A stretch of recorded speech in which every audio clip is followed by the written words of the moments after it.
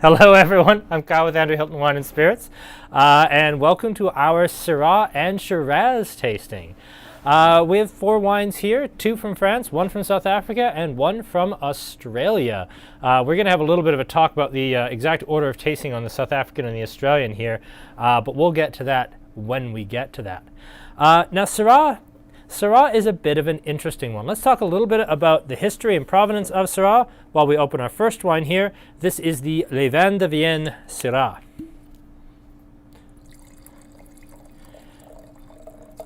Now this is one I had a lot of fun learning about because I actually learned about a region I wasn't aware of before. Now we're going to talk about Côte de Rhone, or literally the banks of the Rhone Valley, as we talk about the wine by Alain and Jaume. But I had thought that Côte de Rhone referred to anything that wasn't from a more famous, like specifically named region anywhere in the Rhone Valley, but that's actually not true. Côte de Rhone only refers to the lesser known vineyards from the southern Rhone. The northern Rhone actually has its own appellation. It's in the fine print here on the back of the label, the Collines Rhodaniennes, which does not exactly roll off the tongue, but basically is your sub-region for lesser known vineyards just for the North Rhone. Now, we're going to jump over to map cam here real quick. We're going to talk about a couple of things here real fast. We are down here. We are in the Rhone Valley. Down here at Avignon is the southern tip, and just slightly north of Lyon is the village of Vienne. Yes, we're actually quite close to Burgundy here, but the real interest here is just how close the northern Rhone is to the region of Savoie. Now we're going to quickly turn the page here. Here is the Rhone Valley itself. There is the city of Vienne at the northern tip, and way down here again we have Avignon. This is the northern Rhone. This is where we're going to start out talking about. The really famous vineyards we need to know about are Hermitage, as well as Côte-Rôtie. Côte-Rôtie is way up here in the north. Hermitage, well, here's Crow's Hermitage. Hermitage should be right next door. You know, I don't see Hermitage on this bloody map. That's interesting. So here's Tain Hermitage, here's Crow's Hermitage, but Hermitage is right in here as well, near Cornas and Saint-Péray. This is a real distinction because the northern Rhone is narrow and chilly and rocky. There isn't a lot of wine grown here. About 25% at most of all the wine production in the Rhone is actually in the north. The vast majority of it is down here in the south.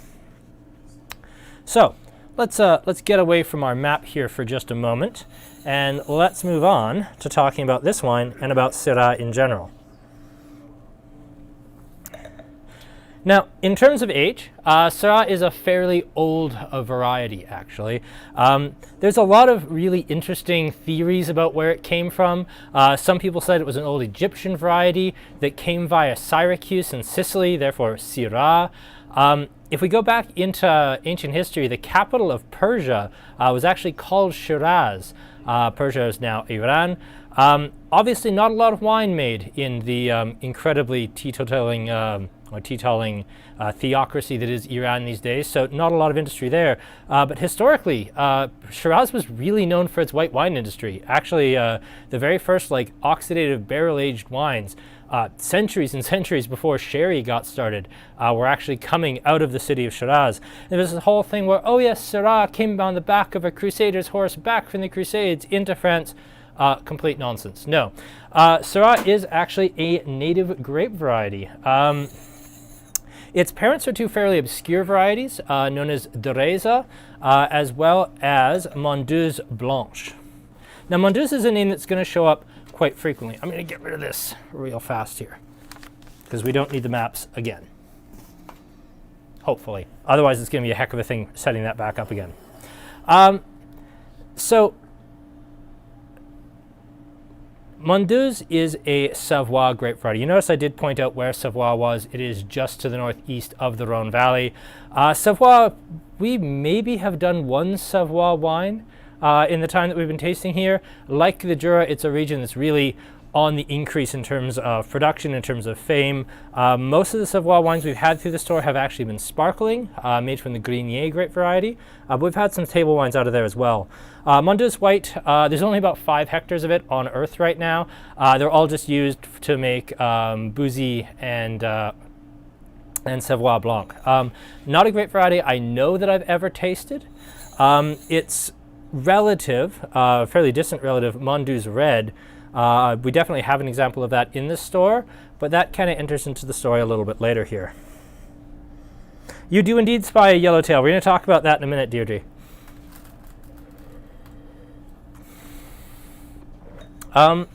So we talked a little bit about the white ancestor. The red ancestor is even more interesting. This is a grape variety called Dorésas. It also kind of comes from this area around Savoie, around the northern Rhone, and it was actually down to 1 hectare of plantings on all of planet Earth in about the mid-1980s. In 1998, when it was actually proven that it was a parent grape of Syrah, there was actually a bit of a big flurry of replantings. It's now grown to 8 whole hectares on Earth. And this winery, Domaine Jamet, actually has started planting Dorésas in Saint-Joseph in the northern Rhone fairly recently. So that should be really, really interesting to see. So that's a grape variety that should have gone extinct by all like real measurements, but because it's the parent of a more famous grape variety, it kind of got rescued. In terms of famous wines from this northern Rhone region, you'll note this is the same winery that we're tasting here with the Vien Syrah. This is their Côte Rôtie. Interesting thing about the northern Rhone hillsides, because Syrah is a very, very hot climate grape, it requires a long growing season, it needs lots of heat. Côte Rôtie literally means the roasted slope. It's a fairly dark, stony hillside that faces due south. So is Hermitage, and to a slightly lesser extent, so is Saint-Joseph. They need that southern exposure to really cook the ever-loving heck out of the grapes to actually get the Syrah to ripen. And that's something we're going to see even down here in the Colline Rhodanienne. This is a region where the only places it's really going to actually get that heat are on those southern vineyards, or south-facing vineyards, even down in the Colline Rhodanienne. There are still going to be grapes planted on the other hillside, but they will be planted with the other kind of North Rhone white varieties, Viognier, Marsanne, and Roussanne.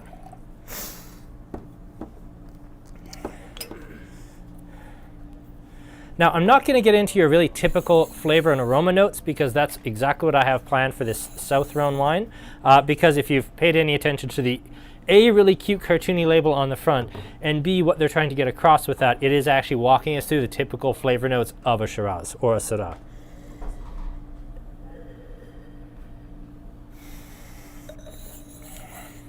So we have Syrah. It's a big, bold, powerful, generally medium to higher alcohol red wine coming out of the Rhone Valley.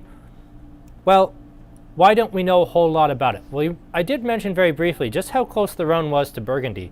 Well, the reason that the Rhone really didn't get going as a region in terms of export was for 2 reasons. One, the only easy way to actually get their wine to the British market was to actually take the wine by river through Burgundy. And the Burgundians, unlike the Bordelais said, well, you can take your wine through here, but we're going to put an absolutely massive tax or duty on it to actually get it to market. The Burgundians said, well, that's way too reasonable. We're just going to ban the Rhone Valley from exporting their wine through our market at all. Like, you can't come through here, Rhone Valley. If you're English and you want some Rhone Valley wines, you can go all the way around Spain, past Morocco, and get it off the Mediterranean side. Which, A, epic dick move, Burgundy, and B, that really did limit the Rhone Valley to the point where, like, in terms of very, very early wine exports, it was Bordeaux, Burgundy, Champagne, the Loire Valley. The Rhone really didn't actually have an export market until overland transport got cheap enough with A, improved roads such that they could get through with oxen-drawn carts, and B, finally with the rise of the railroads, that they could actually get their wines to the Loire River and ship them down the Loire to actually get them out to market. Vandoven is a really interesting project. In 1970, so it's a collaboration of 3 different winemakers. They are Yves Quiron. All of these guys are big name Rhone Valley winemakers in their own respect, especially Yves Quiron. It is Yves Quiron, Francois Vinyard, and Pierre Gaillard. And how this whole project got started was in 1977. Pierre Gaillard was actually reading a book, the original year 1600 agricultural manual of France. It was called Théâtre d'Agriculture. It was written by a gentleman named Olivier de Serres, and he actually wrote. He was one of the very first people who was really promoting the idea of crop rotation or planting multiple different types of grapes within your winery, such that in a cold year you'd get good wine off your cold grape wines, and in a hot year you get good wines off your hot grape varieties. So this was a really, really foundational book, not just in French agriculture, but in agriculture in general. And he actually had managed to find a first edition 1600 printing, and he discovered that in this book, the area just to the north of the city of Vienne, which is generally considered the northern extent of the Rhone Valley, in a region called Seyssel, they were actually arguing in this book from 1600 that the wines of Seyssel were equal, if not better, to the wines of Côte-Rôtie. And he said, well, I know where Seyssel is. It's this forest kind of north of the city here. And he went up with a hiking stick, and he went walking around, and he actually found on these hillsides these ancient Roman terraces just chilling out under the trees. And he said, oh, well, we can plant grapes here. So this whole Vin de Vienne project, it was entirely started. The reason it's called Vins de Vienne, the wines of Vienne, is because Vienne's considered the northern extent. There is no wine in Vienne. So they went north to Seyssel, and they actually started planting Syrah there. And they came up with two really, really prestige crus. First in 1999 with Sotenum, and then in 2004 with Heluicum. These are wines we bring in occasionally, but because they're so weird and esoteric, they take absolute bloody forever to sell. So we don't always bring them around.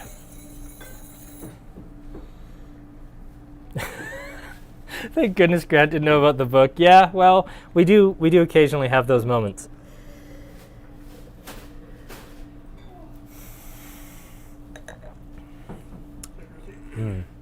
So 6 months maturation on this in enamel tanks, which probably means concrete. You get all of those typical black fruit, I get blackberries, blueberries, a little bit of pepper, a little bit of smoke, some nice wild game, some leather, a little bit of tobacco to this. This is very, to me, typical North Rhone style, but when we talk about the North Rhone, Côte-Rôtie and Hermitage tend to cost you $100 or more. Saint-Joseph, even a cheap Saint-Joseph is $30. I think the Saint-Joseph we have in the store is closer to $40. These Collines Rodaniennes, whether it be the Domaine Jamet at about $30, or the Vien Syrah, 20 to 30 for North Rhone style, pretty impressive. I really like this. It's very difficult to get North Rhone wines at this price point. We don't always have this wine, but Devin and I really like this. This is one of two wines at about this price point from this producer. There's the Rémiage, which gets a really heavy oak treatment, and then there is the base Syrah, which does not. I prefer, as does Devin, the lighter, less oaky expression of this one. I think it's really, really pretty.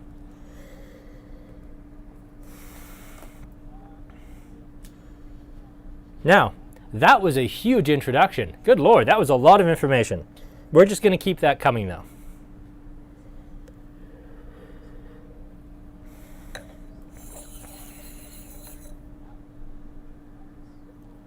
What are we charging? I think we're charging $21.95 or $22.95 at most, Devin. It's not very expensive. We should have ordered more of this.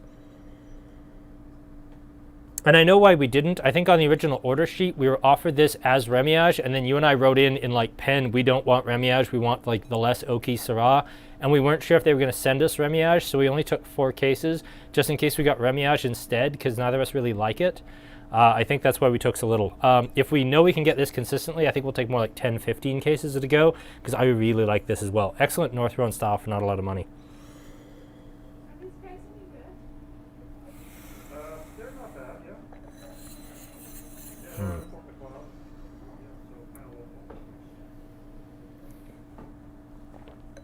Okay, so that's the North Rhone. Now, an interesting point that I got off of Alain Jaume's website, he also does make Chateauneuf primarily under his Domaine Le Grand Vineyard label. Again, a wine we get occasionally, but not all the time. Alain Jaume, for whatever reason, I don't know if it's the packaging or just the fact that neither Devon nor I are huge South Rhone nuts.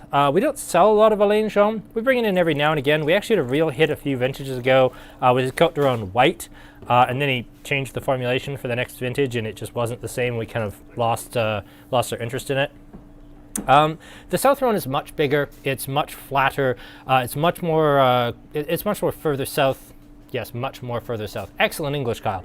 It's much further south. It's much closer to the Mediterranean, and it's by far the easier place to grow grapes. If you're growing in the North Rhone, you're probably growing on a very steep terrace. It's very difficult to plant, very difficult to harvest, and if you get a cold snap in the Northern Rhone, that's just your year done. The Southern Rhone is much more Mediterranean in style. It's much softer, it's much richer, and there's a great deal more Grenache. Reading Alain's website yesterday, one of the comments that really struck me when I was reading was the Grenache Noir is the backbone of all of the wines we make. Obviously not this one because it's 100% Syrah, but his idea of like the quintessential South Rhone grape variety is Grenache, and that's very true. Whereas all of your North Rhone regions, whether it be Côte-Rôtie or Hermitage or Saint-Joseph, they by law have to be 100% Syrah. Most of your South Rhone wines are predominantly Grenache, including a lot of the Chardonnaufs. While Chardonnay, I think if it's a red, can be 19 different grape varieties, there are some that are 100% Grenache.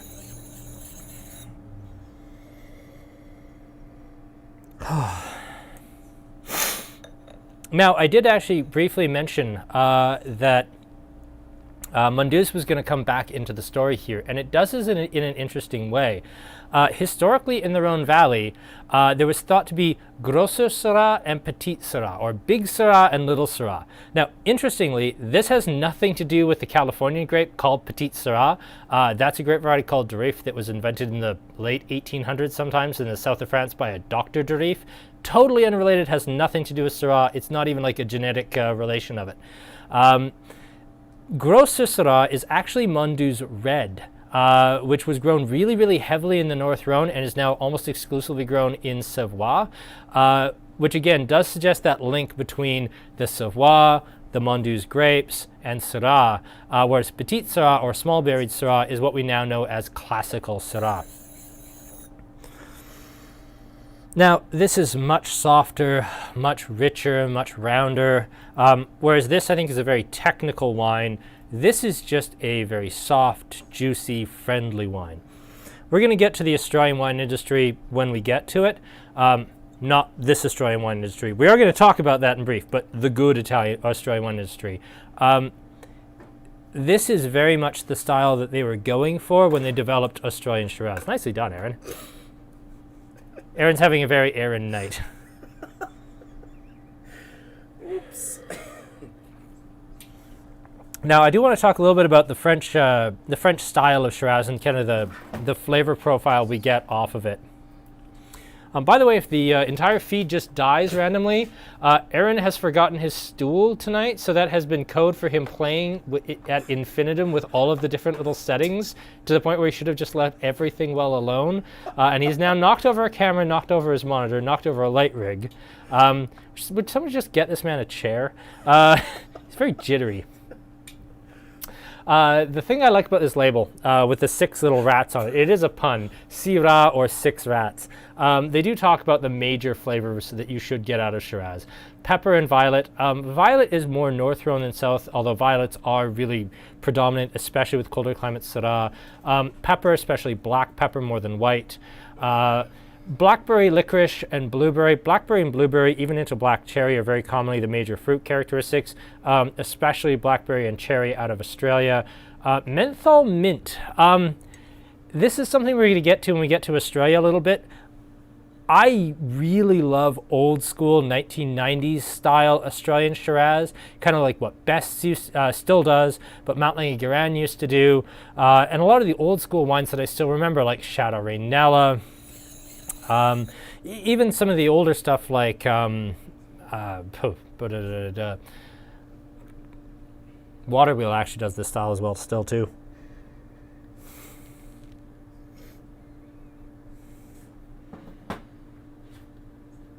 But yeah, this licorice, menthol, blueberry, blackberry. I guess if someone tells me menthol, I kind of get something a little bit eucalypt or cooling on this. But I think that's really going to depend on glass shape. Glass shape is actually really interesting. Devin and I, at the moment, have very different glasses that we prefer here in the store.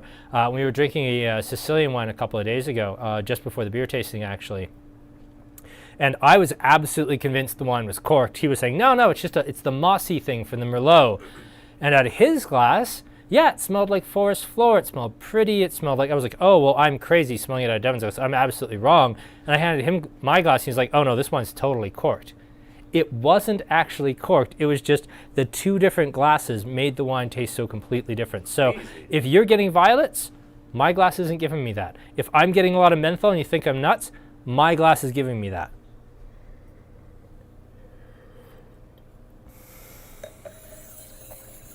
Yeah, plums are very common. I'm kind of surprised plum isn't on this list because plum is really commonly thought of as a major Shiraz flavoring. The alcohol here should be a little higher, I expect. Actually, it's a little lower, which is unusual. Normally, South France wines are a little higher in alcohol. This is actually a little lower. But yeah, I like this style in theory because it's very much an everyman sort of wine. It's soft, it's generous, it's giving, it's got lots of fruit, it's not very challenging. In practice, me and South French wines, South Rhone wines, yeah, not so much for me. Back to the glassware conversation, bulk order time. Yes, the bulk order is actually placed. We placed it, I won't say through who, just in case he doesn't want me to say, but we did actually just order some new glassware, not just for Devin and I, but when we're allowed to do tastings in the store again, I bought something like 9 or 10 dozen glasses, so they're going to be our new in-store tasting glasses. So those awful little goblet things, those horrible poverty glasses, no, those are gone. They're going in the bin the second the new ones show up.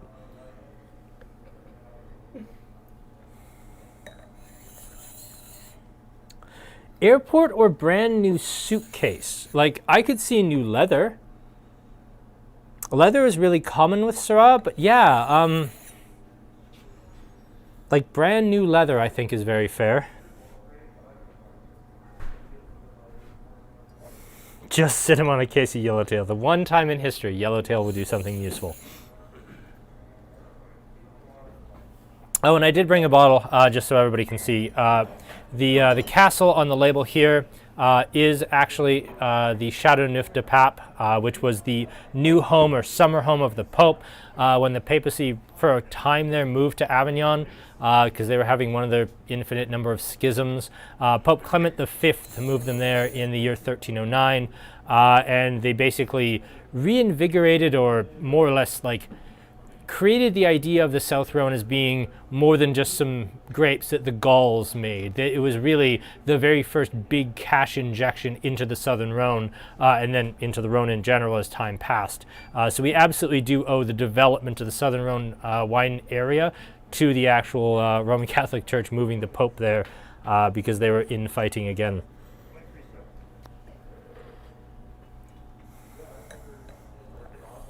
So that I hope are two very different Syrahs from two different parts of the Rhone Valley that without tasting like a Côte Rôtie or an Hermitage, I can't really give you, the idea of what, the North Rhone's really all about.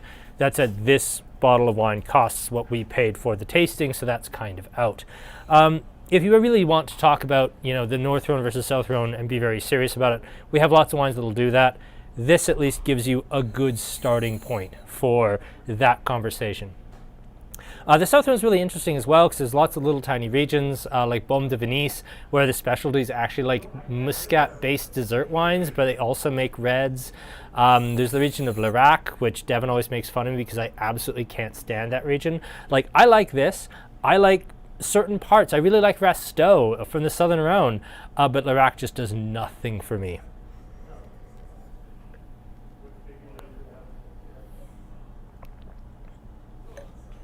All right, on to the Craven, the Furs Vineyard Syrah.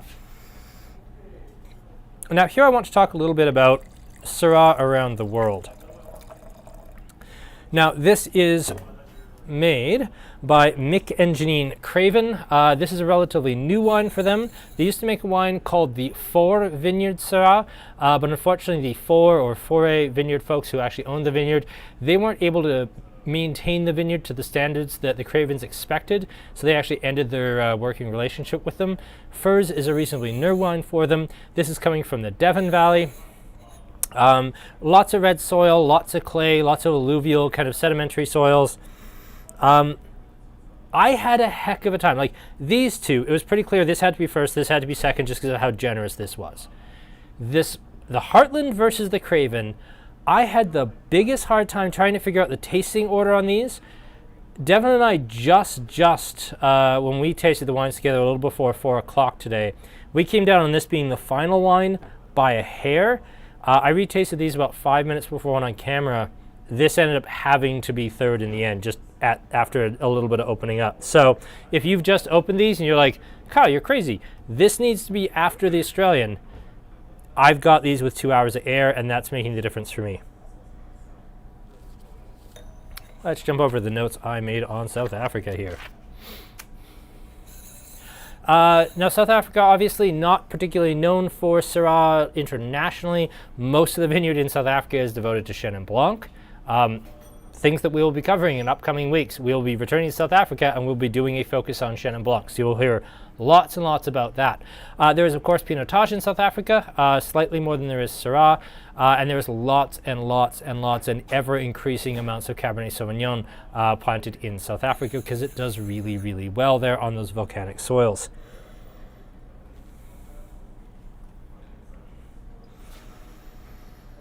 Now, I love this. Like, here's the violets. Here's the licorice. Here's those delicate blueberries, blackberries. Here's a lot of very pretty things. Whereas this was very gamey and very powerful, and this was very cheerful and very happy. I forget what book I was reading or what it was, but somebody described Grenache as being, you know, like the Kool-Aid man in a Hawaiian shirt, just busting through the wall and saying, oh yeah, let's drink wine.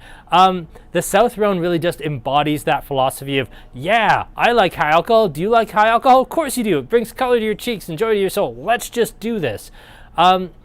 I don't love the metallicness that can come off, especially the Grenache in the South Rhone, if it's not made perfectly. This is an exceptional South Rhone for the money, but a lot of them don't do it for me.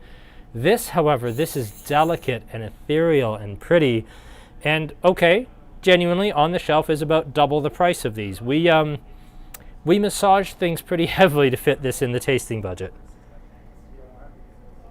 Wet Barn Animals is not wrong, actually. Wet Barn Animals is pretty spot on. There is a certain, like, animal, sweaty, fecund richness to this that really does remind you that this is a wine that's, I don't know, a lot of early descriptors for Syrah, especially old French wine manuals, describe it as being bestial and unrestrained and rough and coarse.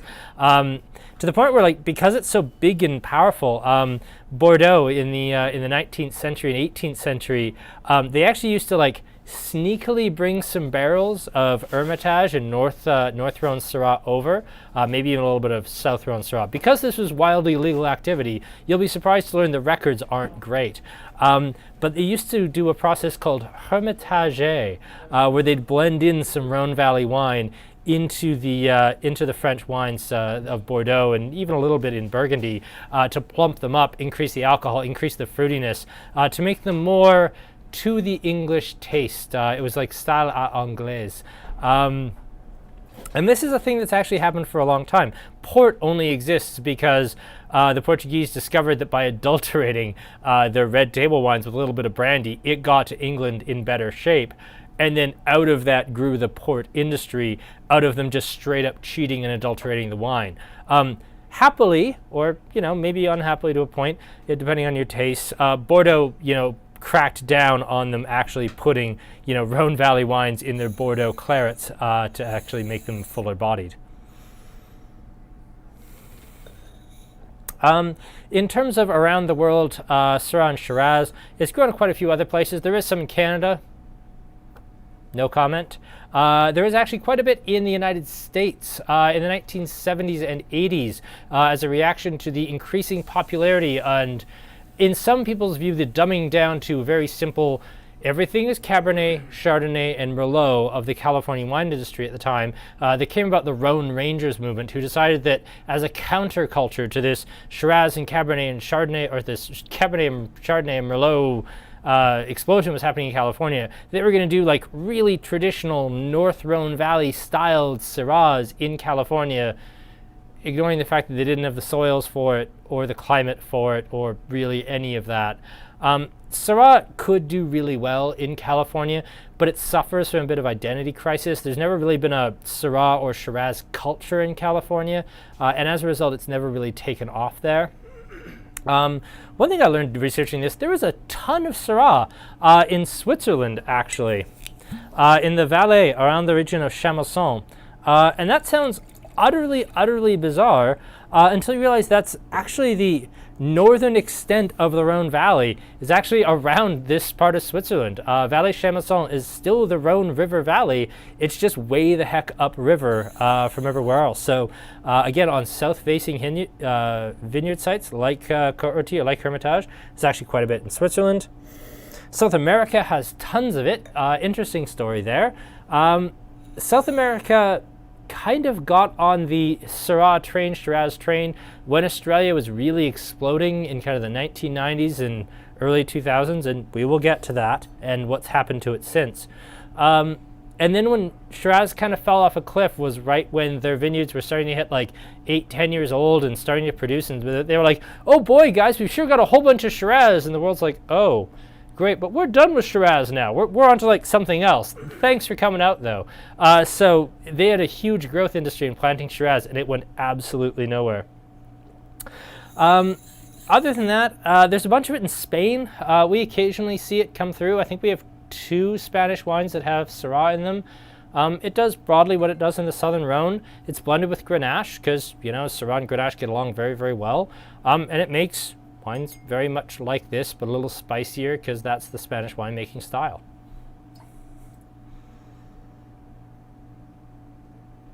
I could see dark chocolate with that, Devin. Yeah, absolutely. Yeah, you always bring this up, Devin, actually. Yeah, just how much people in the Northern Rhone really groove on like offal meats and organ meats, and just how well Syrah goes with that. When you and I were tasting this, when it first came in a couple of weeks ago, we were talking about that. I should have brought that up, actually. Yeah, and if you've just opened this Craven, you're like, I don't know what Kyle's going on with this one. Like, it seems very simple. Give it time. Sit back, relax, finish the tasting, have some Heartland, dip back into the French stuff, give it half an hour, 45, let this bottle just stand, open. It'll show you some things in about another 45 minutes. It really will, I promise.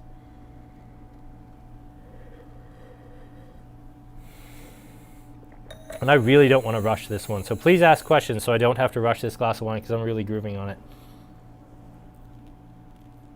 Oh yeah, the real Hermitage story. Well, Hermitage was so famous. I mean, it is the most famous of the North Rhone regions. Like until 1989, Penfold's Grange, like the big like showpiece Australian Shiraz that like created Australian Shiraz under Max Schubert. I mean, it was labeled Grange Hermitage till 89.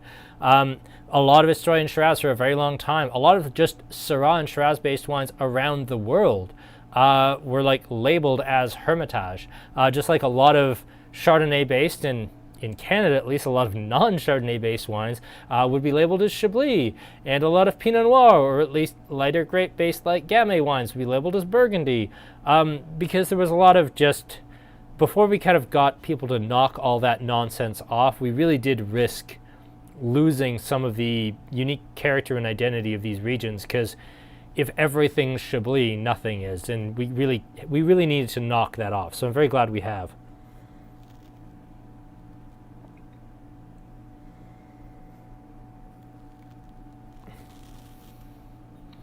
Oh dear, yeah. I can't imagine exactly what you got, Kevin, but I'll bet it involved a lot of intestines.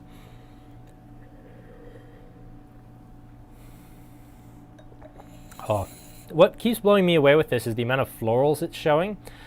Violets into Easter lilies into almost something like honeysuckle or even lilac. Now you notice I'm like an inch out of the glass here, and again, glass shape matters, but the amount of florals and white pepper that's just coming off this wine, it's exploding out. And yes, it should. These are $20 wines. We snuck in a $40 wine because I could and just make money. Well, not after we pay Aaron, but that's neither here nor there, not your problem. This is just exceptional Syrah for me.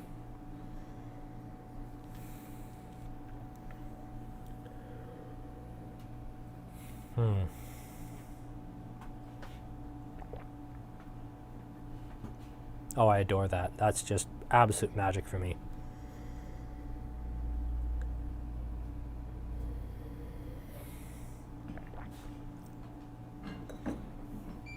Okay, I need a little longer with that wine, so let's talk about what we got coming up here in the next couple of tastings, including a tasting I've been wanting to do for quite some time. But let's start with beer next week. Beer next week is a beer tasting that, again, I've been trying to put together for a little while. I wanted to do a Tofino week. The issue is Tofino comes in and out of stock so fast. For a very long time, I couldn't actually get 4 Tofino beers to all be in stock at the same time. Finally, last week, working with Grant at Copper in Theory, we finally got 4 Tofino beers all in stock, all at the same time. I could order them in. They all arrived. Half of them arrived like bloody dented and destroyed and mangled. These are my cans. You all get the good cans. But yeah, the Tofino is here. This is a brewery that has been kind of under the radar in Alberta, but in BC is like blind man cabin levels of big. This is one of those breweries that if they were allowed to have their tap room open, we would never see, just like Superflux. Like, this is a brewery that normally doesn't need Alberta, but for the minute, because of COVID, we're going to get them. So now that we can get them, we're absolutely going to taste them. We're going to have Grant Flagg from Copper in Theory join us as our guest. It's going to be a lot of fun. He's going to be on Skype at least 10 minutes before we start the tasting, so we don't have a repeat of last Wednesday. Aaron. I'll double check those settings first. It was fine-ish. I did the time math on how bad that actually was, and it was like 11 minutes. It was 11 minutes out of the 30 minutes he gave us, because it was his daughter's 3rd birthday. Yeah. He wasted 11 of them. Yeah. Blew it. I expect I will not see those 11 minutes appear on my bill, Aaron. I thought about that, actually. I'm not actually going to do that. That would be a huge dick move. Next. It'd be the honorable thing to do for me, though. Well, it would, but it would also be, no, we're not doing that. Anyway, coming up Friday next week, we are now trying to alternate week to week, wine and then spirits, which means we are going to have Scotch again in 4 weeks. But next week we're going to do something very near and dear to my heart. We are going to do Grappa. Now, I've been really hesitant about doing Grappa because I didn't think anyone would buy it. And then we sold out of the Mezcal tasting. I said, okay, you know what? We'll give it a go. Grappa is, I mean, as you all know, Scotch is what I was brought into the store to do. It's my first love. I'll be honest, when it comes to spirits, I've kind of let the home side down. I've become a full-on Grappa convert. If I'm drinking spirits, I'm probably drinking Grappa these days, and we're going to taste 4 of my favorites. We are going to taste the Sabona Grappa. This is a line of Grappas that I actually got on Super Blowout because the agent was getting out of the market. They do 4 different versions. They do port, Madeira, sherry, and whiskey cask, so they're kind of like Grappas aged like whiskeys. That's where we're going to start. We're going to do 3 by Polygrappa, and yes, they have the most absolutely stunningly beautiful bottles. They're all like hand blown. All of this wire and everything is all done by hand. We're going to do the Vespeolo and Torcalato Grappas, which it's not this simple, but effectively are their white wine and red wine Grappas. And then we're going to do their Grappa di Sassicaia. This is not only made from the marc, or leftover grape skins of Sassicaia, it's then aged in Sassicaia barrels. This on its own is a $140 bottle for 500 mils, so 2/3 of a bottle. So you're getting your money's worth for the tasting at $30 just in this. So that's going to be a lot of fun. And if that seems expensive, Sassicaia is something like $230 these days. So this will be a really, really beautiful tasting just for me. Just even if you're hesitating, do it for me because this is the one I want to do. The tasting is $30. It's going to be, I don't know. This is purely a passion project, vanity project for me. Grappa will probably never come back. But I want to say I've done it just to say I've done it because Grappa is my big love right now.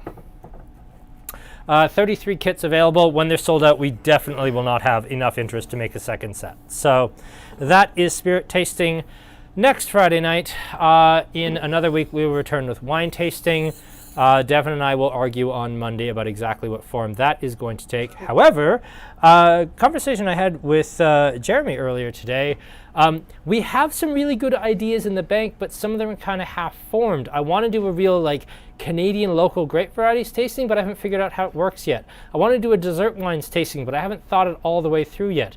I really want to do an all Chenin Blanc event, but I can't do that in winter because who's going to buy an all-white wine event when it's -40? So if you've got a wine topic that's been kind of sitting at the top of your mind saying, why hasn't Kyle done that yet? This is ridiculous. It's been a year. We're in 30 bloody wine tastings by now. He needs to get to this. Put it in the comments right now. And I'm definitely looking for ideas. You may even get me just to say right now, tonight, yes, we're doing that. So if you've got something you want, mention it now. Do I normally carry this Craven? No, I don't normally carry this Craven. This boils down to my never-ending beef with, wine selling in Lethbridge and the fact that nobody else here loves South Africa as much as Devin and I do, because my God, we love South Africa so much. That will be something that's coming. It's been almost a year now since we started doing these. We started doing these just after COVID broke out. I think our first one was right around March 15th for our first online tasting. And South Africa was either tasting 2 or tasting 3. I want to say it was tasting 3 because I think we started with Italy having no idea what we were doing, and then it did really well, and then we were kind of stuck because we didn't expect to do another one in a week. We thought, oh, well, one a month, that'll be plenty. And then it sold really well, and everyone was asking, well, what are you going to do next week? And we're like, what do we have around to hand? So we did big red wines, which I think is maybe the worst wine tasting we've ever done just because we kind of needed something. And we didn't even have the ability to do video guests. So we had Bill Bishop of Steel Wines just hanging out in the comments because we didn't have the capability for video guests yet. I think South Africa was 3 or maybe 4, but it's time again because South Africa rules. Baco Noir Cab Franc. Baco Noir, Devin and I split a bottle of Baco Noir on Monday after work to talk about this Canadian idea of doing hybrid varieties. Cab Franc is in the conversation because it's a very, very good Canadian grape variety, but I don't think we have an exceptional Canadian example of it. I guess we could bring back Nickel, but Nickel's almost $40 a bottle, so it's tough to fit into a budget. I guess the last time we did all Canada, we did 3 wines for $80 because Canadian wine prices, but we want to do this right. So yeah, having that's a good idea. I like Cab Franc in there.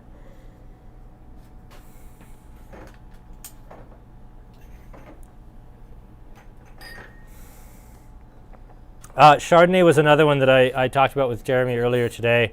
The issue with the Chardonnay tasting is that it's really similar to the Chenin tasting in the sense that for Chenin I'd want to do a sparkling version and a sweet version and a really traditional French version, a really traditional South African version. And a Chardonnay I want to do a dessert version and a sparkling version and an oaked version and an unoaked version. The Chardonnay and Chenin Blanc tastings both definitely need to happen. Absolutely they do, very, very similar to each other. And that's the problem. They're just very similar, so I have to put at least a month or 2 between them, just so I'm not doing effectively the same format tasting in terms of spread of wines back to back. So yes, we do need to do that Chardonnay tasting. I've been actually planning that tasting for long enough that I ordered extra steel Shooting Star and Cuvée Chardonnay back in July that arrived in October that I wanted to actually do for this. And then Bill Bishop, somebody bought steel. Shannon Ridge Wines bought steel, and Bill Bishop, my very good friend, lost his job 3 weeks before Christmas after 35 years with the same company. He just got canned unceremoniously. And he was going to be our guest for that tasting. And it felt very wrong to ask him to be, our steel wines representative after that. So No, that wine tasting, the Chardonnay tasting, was actually effectively done, and then everything changed.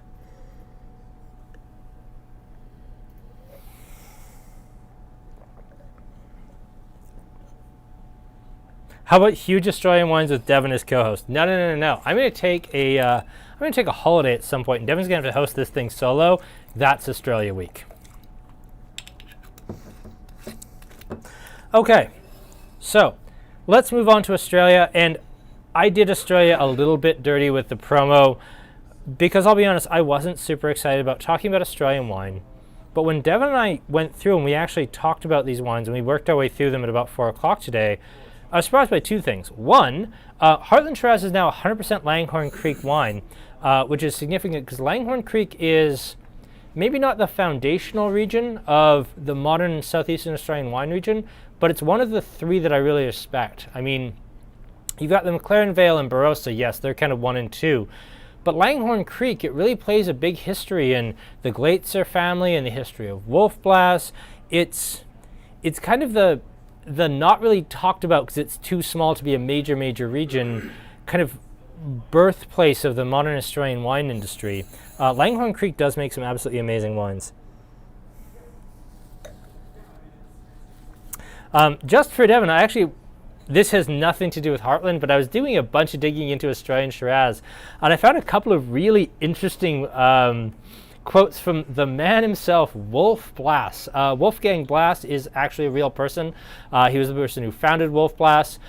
It is not an exaggeration to say that Andrew Hilton is here in this location with this much square footage because of Wolfgang Blass. My dad started working with Wolf Blass in the mid to late 1980s, and when we moved into this building in 1991, Wolf Blass was by far our biggest cash revenue source. We had it as a house exclusive way before Wolf Blass blew up, and we actually had it for its very earliest years. And I believe that the reason we were able to remodel all of this was when Wolf Blass became way too big to actually just be repped by one store in southern Alberta for the entire Alberta market. They actually gave my dad a lump sum settlement to just go away and break his contract, and that's how we got this place. A couple of fun quotes from Wolf Blass. No table wine over 15% should ever get any medal anywhere in the world, ever. And this is my personal favorite. Parasitic and idiotic funding systems from overseas promotion mean that overproduced wine from Australian irrigated fruit will hit rock bottom. Which happened. Hello, Yellowtail. There you are. This is when we get to talk to you. Australian Shiraz.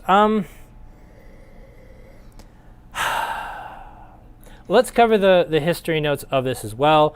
In 1832, James Busby, who is really the father of Australian winemaking, he brought over cuttings of Syrah or Shiraz from France to Australia. Fun way that language drifts over time. At the time, in the early 19th century, Syrah was not pronounced as Syrah. It was pronounced Shiraz in France. So if you've ever wondered, well, how did Syrah become Shiraz? That doesn't really translate. Well, no, but Shiraz to Shiraz sure does. So that's actually how that etymological thing went through.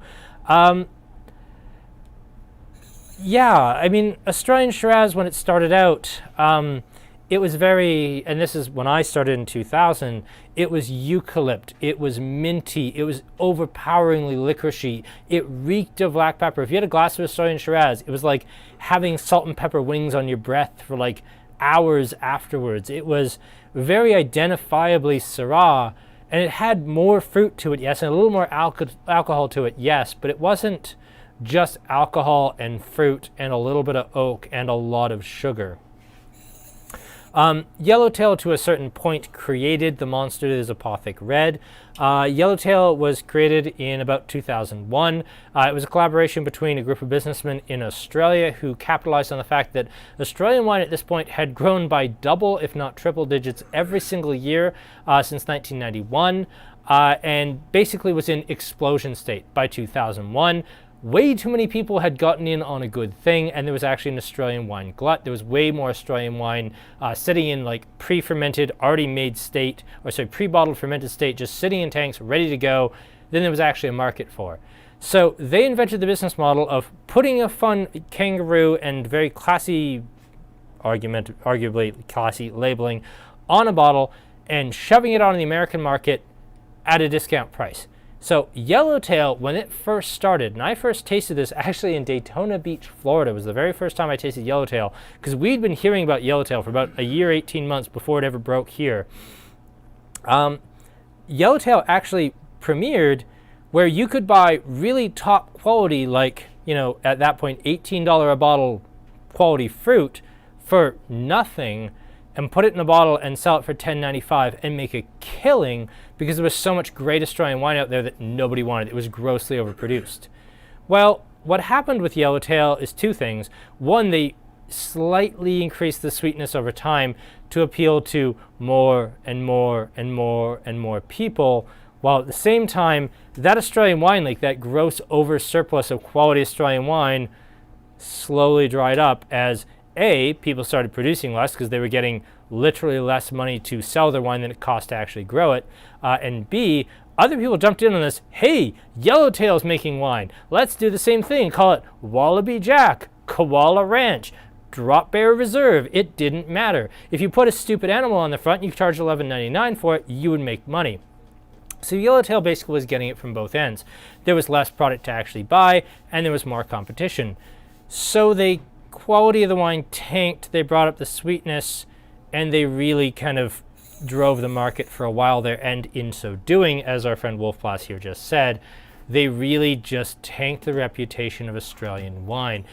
They brought a lot of people into the wine market, which was good, and the other thing that they did that I really appreciated, and I hope had stuck around, and apothic to a certain point damaged, was they identified this is a Merlot, this is a Chardonnay, this is a Shiraz, this is a Sauvignon Blanc. They created the idea that different grape varieties tasted different from each other and should be drank at different times. I don't know how successfully that stuck around, at least at the entry-level point of the market. I used to actually toot their horn as being like a step above Piet d'Or, a step above Gallo White Zin or Carlo Rossi Red, because they made the differentiation between grape varieties. And then the next big thing was Apothic Red that just said, yeah, blends are back. We don't have to tell you what's in it. There's horse in it. Fuck it. We don't care. I don't know. Like, I really liked some things that Yellowtail did.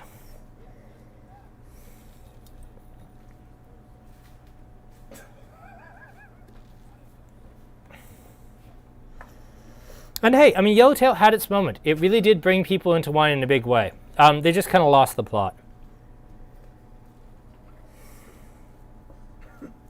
Terrible wines listening to me rant for an hour, B. You really want to make me suffer through that. I mean, Aaron would enjoy it. Mike would have a ton of laughs. I don't think I'd enjoy it.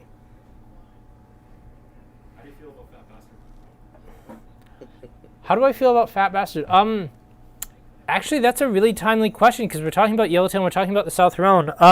Fat Bastard came out of exactly the same situation as Yellowtail. There was a huge explosion in plantings of kind of international grape varieties like Chardonnay and Merlot and Cabernet and Shiraz in the south of France, but they really didn't have a market in mind for them. Fat Bastard came out of a British marketing company that, like Yellowtail, didn't own any vineyards, and they basically created a marketing brand with a hippo on it, called it Fat Bastard, and then flogged it purely based on the name and the fact that they were inexpensive, easily recognizable names like Chardonnay and Cabernet Merlot, and basically just capitalized on the name, the low price, and the reasonably high quality of the wines. They were like the proto-Yellowtail. I don't think Yellowtail happens without Fat Bastard like laying down the groundwork. And I know everybody wants this to happen. I just don't. Please don't do this to me, everyone. Do it. Do it. Let's talk a little bit about Heartland here. Heartland was one of our biggest wine successes starting about 2010. This comes from winemaker Ben Glaetzer. He's the son of John Glaetzer, who actually was one of the very earliest winemakers at Wolf Blass. He actually was the winemaker who created Wolf Blass Yellow Label. His Glaetzer wines, particularly the Glaetzer Amon Ra here with the Eye of Horus on it, that's become one of the hard to get prestige wines of Australia. Doesn't matter how much Australian wine right now is a bit of a low ebb. it's not quite a crash, but it's certainly in decline. That continues to sell out even at, $75, $80. Although I will say I can remember that selling a few years ago for $100 a bottle. He's a very, very prestigious winemaker. He's won basically every award on the planet. We've had him here in the store a couple of times for tastings. Neat guy, really like him. He was trying to bring Australian wine back from that Yellowtail cliff by introducing stickleback, which I think has lost the plot a little bit because stickleback sweetness has really crept up. But he did launch Heartland with the idea of kind of being a throwback, getting away from that Rosemount Estate Wolf Blast at the time sentiment that the wine had to be very, very sweet. It had to be very oaky. It had to be very over-extracted. He actually tried clawing it back. The big surprise for Devin and I when we were tasting this was we really expected the Heartland Shiraz to stand out like a sore thumb. We thought it would be just like so much bright fruit, so much alcohol, so over the top. We thought it would just be jarring compared to the other three. It's not. Actually, I don't think it's jarring at all. I think it shows up just fine.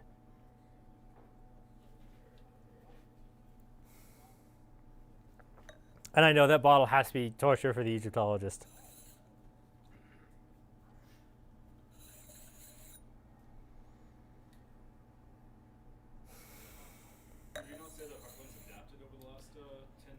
Yeah, they have adapted. They're maybe not quite as terroir focused. They're maybe not quite as earthy as perhaps they were when they first started.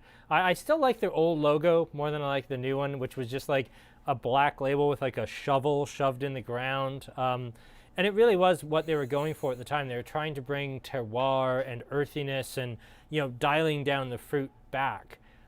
I think as time has passed, they've maybe bent a little bit to sales pressure and brought up the fruit and brought up the alcohol a tad over what they were when they started. Or conversely, it could be just my own shifting palate. It could be the fact that they might even be slightly less fruity than they used to be. But when I started drinking Heartland, what was I drinking? I was drinking Australian Shiraz, because of course it was, because everyone was. It was all we sold in the store. This was before Argentine Malbec was a thing. It was maybe at the very, very beginnings of like the New Zealand Sauv Blanc craze. Compared to everything else, Heartland probably seemed really earthy.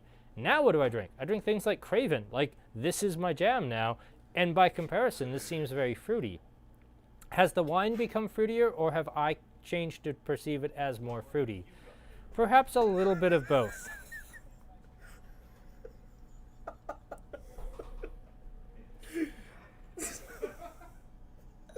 Is there a reason Mike isn't mic'd up? Mike's not Mike's, man.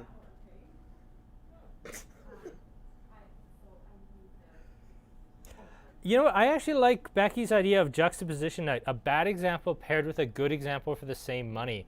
And the nice thing too is if we're doing nothing but $12 bottles of $15 bottles of wine, we can maybe even fit 6 bottles in here. But like, this is Yellowtail Merlot. It tastes like ketchup and sadness. Here's another wine for $12 that doesn't taste like those things and actually tastes like wine. I like that could actually be a lot of fun. A Yeah, I think of all of the, let's put me through hell options, Becky's is actually the best pitched.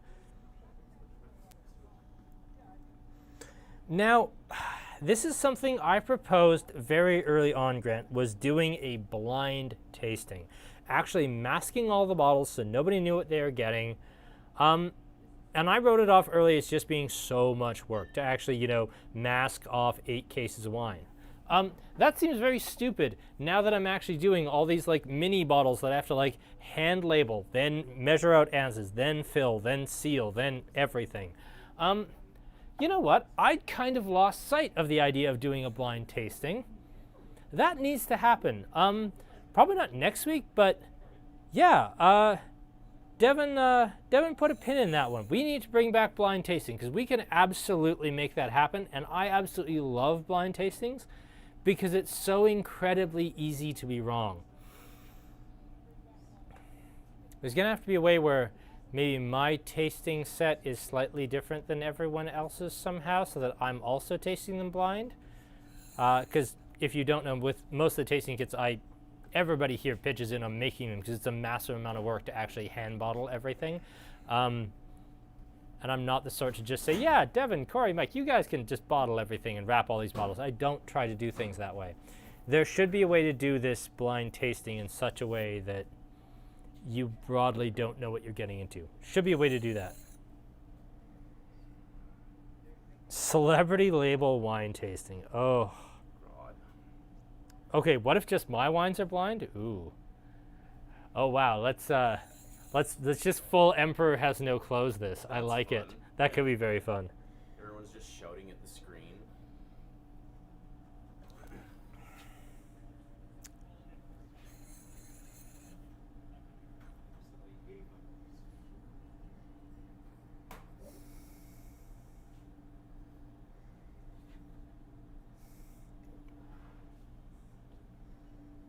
Oh God, no, not Wayne versus Dan. We'll find something better. The issue with doing the celebrity wine tasting is there's so many like terrible celebrities with really bad wine labels that want like $40 a bottle for their $10 wines.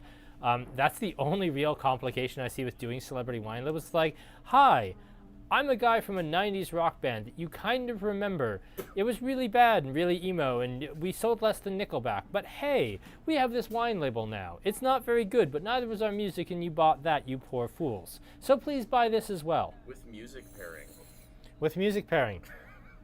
Does the guy from Creed have a wine label? I don't think so, but Maynard from Tool certainly does. Maynard from Tool, but his wines are so expensive, those Tool wines. Or They're they? like Yeah. stupid. Yeah, they're absolute madness. Yeah.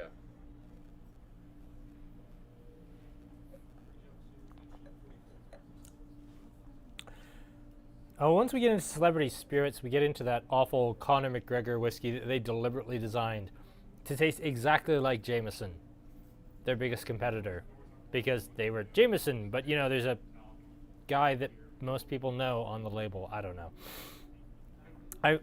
Really, Patrick Chan has a wine. Who the hell is that? He was a figure skater. Really? Yeah, I only know because of the comments, because I can see them and you can't. All right, rankings for me. It's got to be the Craven 1. It's going to be the Vandoven 2. To my infinite Shiraz, actually, that Heartland comes in a solid number 3. That surprised me how much I liked that, how dry it was, and how different it was to what I was expecting versus the typical Australian Shiraz. Now, I maybe should have had something sweeter to represent the Australian Shiraz category, but I'm entirely fine with that being as dry as it was. I really liked that. That was exceptional. This, I said right at the start, this isn't my style of Syrah. I don't really love the South Rhone. I think the South Rhone is, you know, great and all, but it doesn't fit me very well. Yeah, I'm very happy with those rankings. I think there's a big difference between 1 and 2, 2 and 3, and 3 and 4. Probably the smallest gap is between these two, which surprises me.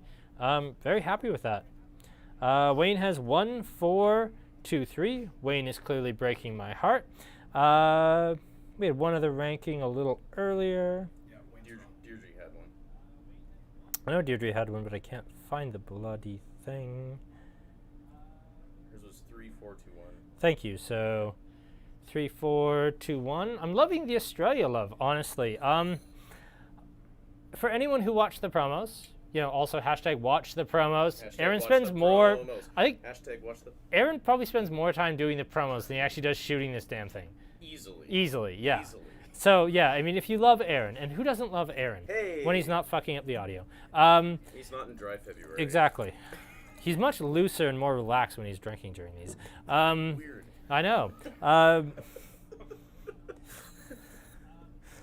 Kevin 4, 2, 3, 1. Lindsay is 4, 1, 3, 2. Lots of 4s. Lots of people on the Heartland. I love that. Nice to see that Australia is still here. Because they adapt. Because they adapt. Yeah, I think you're right, Mike. One of the big pushes with Australia, because let's be very clear, Australian sales as a whole are really in free fall. I actually had an agent, I won't say who because they would probably lose their job, tell me, yeah, we have an Australian wine label. I don't know why, because my bonus is based on how much we sell as a percentage, and adding an Australian wine is just going to tank our sales. Australia as a category is in free fall. We have definitely built entire sections, like our entire like expansion of South Africa, the entire creation of Austria, Hungary, and Central Europe has all been at the expense of Australia. And our Australian sales really probably are still overrepresented in terms of shelf space. And it's not just us. We're seeing that across the industry. It's nice to see that people are still like, yeah, Australian Shiraz, when it's made well, that's still a thing. I respect the hell out of that. It's good to see. I really like seeing that, because I will say that when it comes to things like, yeah, super awesome $40 South African Syrah, we can find that pretty easily. We know the right people. Wines like this, tougher. Wines like this, easier, because South Rhone is pretty easy. But finding Australian Shiraz that definitely A, agree on, and B, kind of is interesting, getting tougher and tougher, but hopefully this slowdown will mean that wineries like Best's, Waterwheel, Heartland, especially JJ Hahn, that do that old school 90s style Australian that is, I hope, kind of coming back. I hope that means we're going to see bigger sales for those, and maybe the Lindemans and the Yellowtail and the, for please God, Molly Duker go away, and we start seeing a little more restrained styles of Australian winemaking. Kevin makes an excellent point here, and an interesting one. If we'd done these blind, neither of you would have guessed they were all the same type. And yeah, even within region, these two, like, they're the same grape, same valley, even in France. I get a certain family resemblance in the same sense that with none of these do I get like strawberry or red cherry or raspberry. It all tends to be black fruit. I do get a certain pepperiness out of all of them. Out of most of them, I get at least a little bit of gaminess. Out of most of them, I get like a little bit of kind of leathery game. Beyond that, no. I mean, this is super floral. This is a little punchier. This is very leathery, and this is just very cheerful. They are very different wines. There's always a mother-in-law to buy Yellowtail.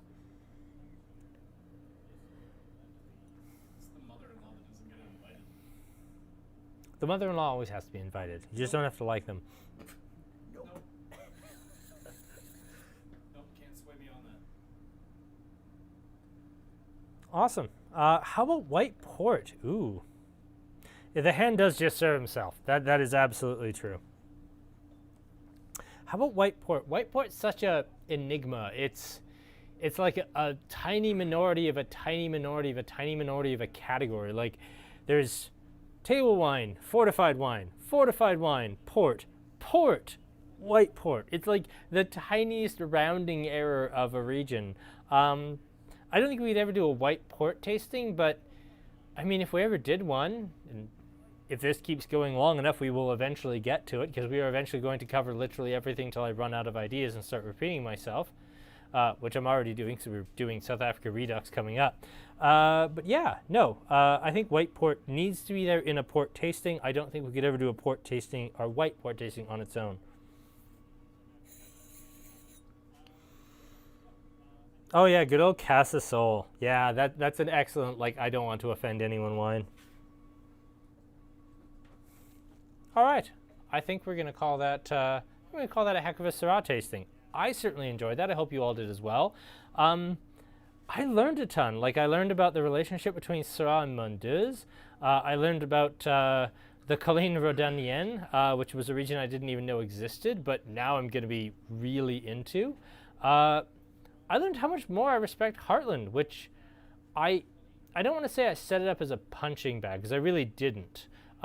If you want to know the absolute cold truth of why I picked this, I looked in the computer and I said, what's the Shiraz I have the most bottles of right now that's going to fit in our budget? And it happened to be this. That was the incredibly deep, profound research I put into this. We also spent a ludicrous amount of time trying to find the top end for this. This started out being the Val de Combe Lumière from the south of France, and then it was already sold out, so we couldn't do that. So we said, well, we'll do the Intelligo Syrah from South Africa, and then that was sold out. So then we went to the Craven, and we could only get 30 bottles of it. And we were like, hopefully we don't sell 31 tasting kits. Yeah, it was a fun night. I really enjoyed tonight. Thank you all for hanging out with me. This was a lot of fun. Thank you, Aaron. Thank you, You're Mike. welcome. Have a wonderful night, everyone. Enjoy your weekend.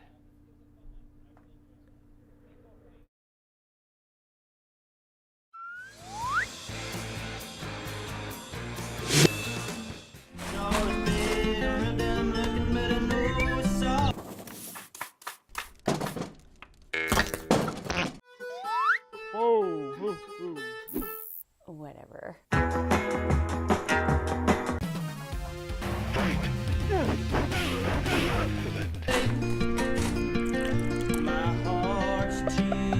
Hello. Yeah, I was recording.